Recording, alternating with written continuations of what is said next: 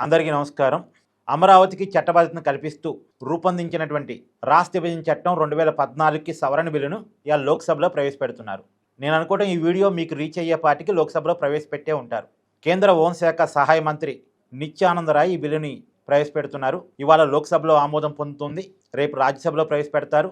రాజ్యసభలో కూడా ఖచ్చితంగా ఆమోదం పొందుతుంది.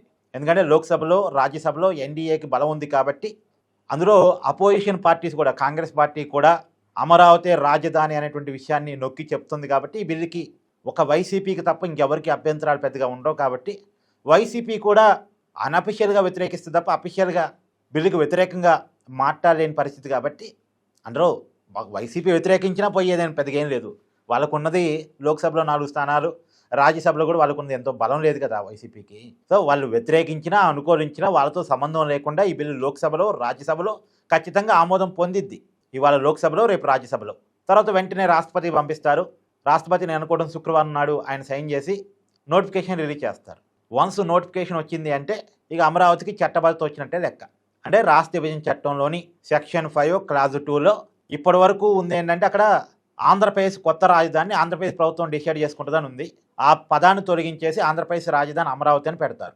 క్లాజ్ 1లోనేమో ఆంధ్రప్రదేశ్, క్లాజ్ 1లోనేమో రాష్ట్రం విడిపోయిన 10 సంవత్సరాల పాటు విడిపోయిన 2 రాష్ట్రాలకు అంటే తెలంగాణకు, ఆంధ్రప్రదేశ్కు కామన్ క్యాపిటల్గా హైదరాబాద్ ఉంటుంది అని ఉంది కాబట్టి అది అలాగే ఉంటుంది. క్లాజ్ 2లో మాత్రం ఆంధ్రప్రదేశ్ కొత్త రాజధాని అమరావతి అని ఉంటుంది.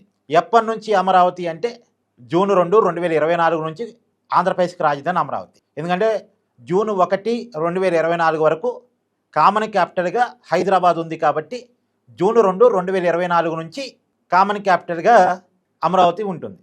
మరి ఎక్కడి నుంచి ఎక్కడి వరకు అమరావతి అనేది కూడా దీంట్లో డిఫైన్ చేస్తారు. అంటే సిఆర్డిఏ పరిధి ఏదైతే ఉందో, రాష్ట్ర ప్రభుత్వం ఆమోదించుకున్న సిఆర్డిఏ పరిధి ఏదైతే ఉందో దాన్ని అమరావతి ప్రాంతంగా పార్లమెంటు గుర్తిస్తుంది.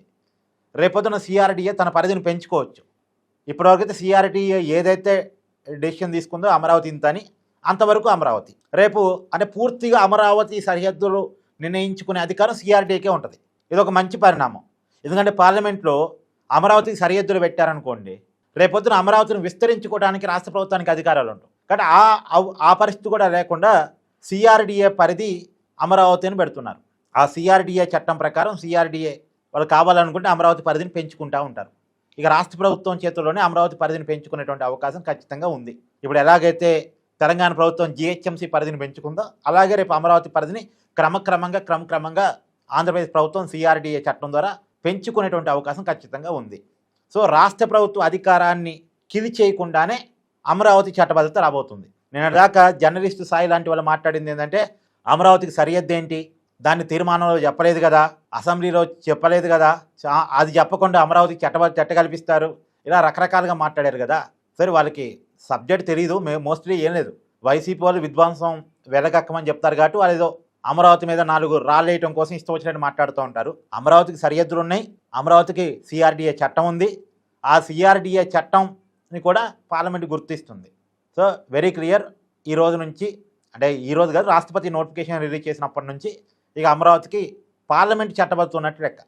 మామూలుగా అయితే ఓవరాల్గా చెప్పుకున్నప్పుడు అమరావతి 2015 నుంచి ఆంధ్రప్రదేశ్ రాజధాని. కానీ టెక్నికల్గా చూసినప్పుడు మాత్రం జూన్ 2, 2024. ఇక్కడ ఒక కీలకమైన అంశం మనం చెప్పుకోవాలి. జూన్ 2, 2024 అంటే అప్పటికి ఎవరు ముఖ్యమంత్రిగా ఉన్నారు? జూన్ 4న రిజల్ట్ వచ్చినాయి కదా. జూన్ 4, 2024 రిజల్ట్ వచ్చినాయి. జూన్ 2 నాటికి ఇంకా రిజల్ట్ రాలే. ఆపద్ధర్మ ముఖ్యమంత్రిగా జగన్మోహన్ రెడ్డి ఉన్నాడు. రిజల్ట్ వచ్చినా కానీ చంద్రబాబు నాయుడు ముఖ్యమంత్రిగా ప్రమాణ స్వీకారం చేసిన జూన్ 12న. అంటే జూన్ 12 వరకు కూడా జగన్మోహన్ రెడ్డి టెక్నికల్గా ఆపద్ధర్మ ముఖ్యమంత్రిగా ఉన్నాడు. అంటే జగన్మోహన్ రెడ్డి పరిపాలనలో కూడా 11 రోజుల పాటు రాజధానికి అమరావతి ఉంది. జగన్మోహన్ రెడ్డి అమరావతిని గుర్తించినా గుర్తించకపోయినా జగన్మోహన్ రెడ్డి ముఖ్యమంత్రిగా ఉన్నప్పటి నుంచి అమరావతి రాజధాని, అంటే జగన్మోహన్ రెడ్డి పరిపాలనలోనే అమరావతి రాజధానిగా గుర్తింపు వచ్చినట్టు లెక్క.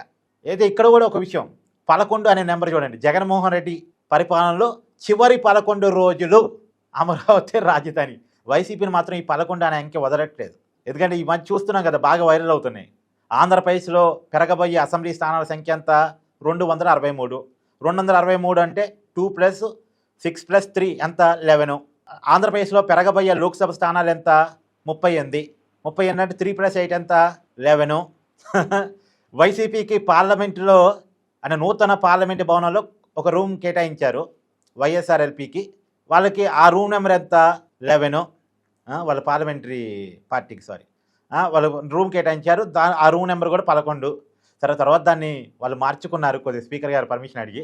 ఇప్పుడు జగన్మోహన్ రెడ్డి గారి పరిపాలనలో చివరి 11 రోజులు అమరావతి రాజధాని. సరే, నేను ఇంతకీ ఈ వీడియోలో చెప్పదలుచుకున్న ఒక మాట ఏంటంటే, అమరావతి చట్టబద్ధతకు కారణం మాత్రం వైఎస్ జగన్మోహన్ రెడ్డి. ఎందుకంటే పూర్తిగా ఇవాళ సాక్షి పేపర్లు కూడా రాశారు, రాజధాని అనేది స్టేట్ సబ్జెక్టు. 2022 మేలో అమరావతి వర్సెస్ 3 రాజధానుల మీద న్యాయ పోరాటం జరిగినప్పుడు కేంద్ర ప్రభుత్వం కూడా కోర్టులో ఇచ్చిన అఫిడవిట్ ప్రకారం మాకు రాజధానితో సంబంధం లేదు, ఆ రాజధాని ఏంటి అనేది పూర్తిగా రాష్ట్ర ప్రభుత్వం యొక్క నిర్ణయం, మేము దాంట్లో కలగ చేసుకోమని కేంద్రం కోర్టులో చెప్పింది. నిజం, రాష్ట్ర ప్రభుత్వం నిర్ణయం పూర్తిగా కూడా రాజధాని నిర్ణయించుకోవటం. కాకపోతే ఇప్పుడు ఎందుకు పార్లమెంట్ చట్టబద్ధత అవసరం వచ్చింది అంటే, రాష్ట్ర ప్రభుత్వాలు మారిన ప్రతిసారి రాజధాని మార్చడం అనేది వస్తుంది కాబట్టి ఆంధ్రప్రదేశ్లో ఇక 3 రాజధానులు అనే పదానికి అవకాశం లేకుండా, అమరావతి అనేది రైతులు ఇచ్చిన భూములతో రైతుల త్యాగాలతో నిర్మించబడ్డ రాజధాని కాబట్టి ఆ రైతులకు ఇచ్చిన ప్రామిసులు కిల్ కాకూడదు కాబట్టి, రైతుల ప్రయోజనాలు కిల్ కాకూడదు కాబట్టి, అమరావతి అనేది నిర్మించబడటం అవసరం కాబట్టి, రాష్ట్రానికి రాజధాని లేని రాష్ట్రంగా 12 సంవత్సరాల తర్వాత కూడా, ఆంధ్రప్రదేశ్ ఏర్పడ్డ 12 సంవత్సరాల తర్వాత కూడా రాజధాని విషయంలో కన్ఫ్యూజన్ ఉంది కాబట్టి ఆ కన్ఫ్యూజన్కి తెరలేపటం కోసం, అంటే తెరదింపటం కోసం రాష్ట్ర ప్రభుత్వం, రాష్ట్ర అసెంబ్లీ రిక్వెస్ట్ మేరకు, మన తీర్మానం పంపించింది అదే రిక్వెస్ట్ మేరకు పార్లమెంటు చట్టబద్ధతను కల్పిస్తుంది. ఎలాగో టెక్నికల్గా అవకాశం ఉంది పార్లమెంట్కి. ఎలా అవకాశం ఉందంటే, రాష్ట్ర విభజన చట్టం, అంటే రాష్ట్ర విభజన పార్లమెంట్లో జరిగిన ఒక చట్టం ప్రకారం జరిగింది. రాష్ట్ర విభజన చట్టం ప్రకారం రాష్ట్ర విభజన జరిగింది ఆంధ్రప్రదేశ్ తెలంగాణగా.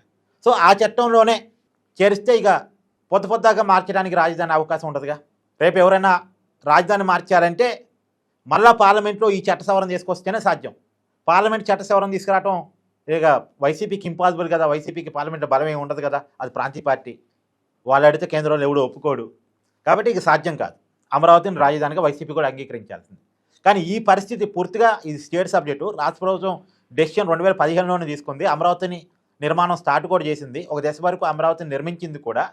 కానీ పార్లమెంట్ చట్టబద్ధత అనేటువంటి ఒక చర్చ రావడానికి కారణం, ఈ పరిస్థితి రావడానికి కారణం పూర్తిగా వైసీపీ మీద ఉన్న భయంతో, జగన్మోహన్ రెడ్డి మీద ఉన్న భయంతో, మళ్ళా ఎప్పుడైనా జగన్మోహన్ రెడ్డి అధికారంలోకి వస్తే అమరావతి కాదు రాజధాని అని అంటాడేమనేటువంటి ఒక భయంతో చేస్తున్న చట్టబద్ధత. కాబట్టి ఈ క్రెడిట్ పూర్తిగా జగన్మోహన్ రెడ్డికి ఇవ్వాలి. జగన్మోహన్ రెడ్డికి పోలవరం క్రెడిట్ ఇచ్చినా ఇవ్వకపోయినా, వెలుగొండ క్రెడిట్ ఇచ్చినా ఇవ్వకపోయినా, భోగాపురం క్రెడిట్ ఇచ్చినా ఇవ్వకపోయినా, ఆర్సెల్ఆర్ మిట్టర్ క్రెడిట్ ఇచ్చినా ఇవ్వకపోయినా, గూగుల్ డేటా సెంటర్ క్రెడిట్ ఇచ్చినా ఇవ్వకపోయినా, అమరావతి చట్టబద్ధత క్రెడిట్ మాత్రం వైఎస్ జగన్మోహన్ రెడ్డికి ఇచ్చి తీరాలి. ఎందుకంటే కేవలం జగన్ మీద భయంతో, మళ్ళా జగన్ వస్తే రాజధాని మారుస్తాడు, మార్చకుండా చేయాలి, పర్మనెంట్ రాజధానిగా అమరావతిని ఉంచాలి అనే కారణంతో ఈ చట్టబద్ధతని తీసుకొస్తున్నారు. కాబట్టి ఈ దేశంలోనే ఒక రాష్ట్ర రాజధానికి పార్లమెంటు చట్టబద్ధత కల్పించడం అనేది తొలిసారి. అది కేవలం జగన్ మీద భయంతో చేస్తున్న పని. కాబట్టి ఈ క్రెడిట్ మాత్రం జగన్దే. మీ అభిప్రాయాన్ని కామెంట్ చేయండి. Thank you.